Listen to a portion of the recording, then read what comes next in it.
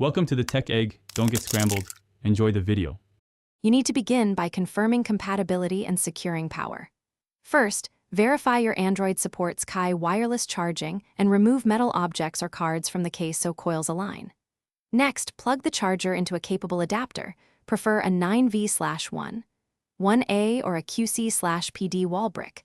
Weak 5V supplies may not initiate charging.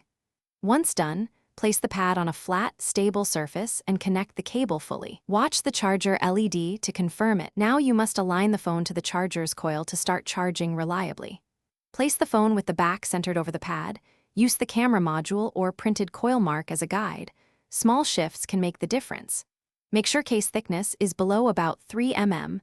Remove bulky cases if the phone won't register. Once positioned, expect the LED and Android lock screen battery icon to change.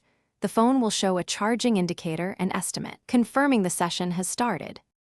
Finish by monitoring the session and addressing problems quickly. Keep an eye on device temperature and charging speed.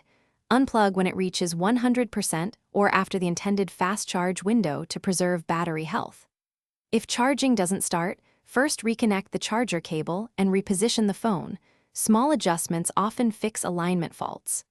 If that fails, swap to a known good adapter, restart the phone, and test wired charging. This helps determine whether the issue is the phone or the Qi pad. Thanks for watching. Consider subscribing if I helped unscramble your problems.